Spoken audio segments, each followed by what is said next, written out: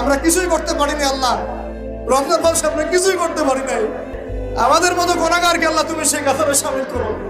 পুরো রমজানে আমরা আমাদের গাজার ভাইদের জন্য কিছুই করতে পারি নাই। একটা টাকা সাদাকা পাঠাতে পারি নাই, ওদেরকে এক বেলার খাবার দিতে পারি নাই। রমজানে আমরা কোরআনের হক আদায় করতে পারি নাই, খাস করে তওবাও করতে পারি নাই, তাহাজ্জুদ ভালো করে পড়তে পারি নাই, তারাবি ঠিক মতো করতে পারি নাই। রোজা রেখেছি গদপাতা রোজা রাখার মতো। আল্লাহ যেভাবে তোমার নবী সাহাবীরা আমল করেছিলেন এরকম আমল আমরা করতে পারি নাই। তাও তোমার ক্ষমা, তোমার দয়ায়, তোমার রহমতে আজকে আমাদেরকে ক্ষমা করো এবং এই শিক্ষাগুলো থেকে আমাদেরকে ভবিষ্যতে তৌফিক দান করো, যাতে করে আমরা তোমার রেজামন্দির মতো করে জীবনযাপন করতে পারি, গুনাহমুক্ত জীবনযাপন করতে পারি, ইসলামের জন্য একদম জান মাল সময় শ্রম উজাড় করে দিনের খেদমত করতে পারি। দিন ইসলামকে আল্লাহ পাকের জমিনে আমরা দুর্বল থাকতে দিব না ইনশাআল্লাহ।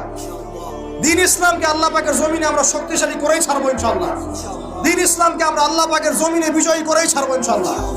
এই পথে যারা বাধা প্রদান করবে এদের বিরুদ্ধে আমরা প্রতিবাদ করে তুলবো ইনশাআল্লাহ।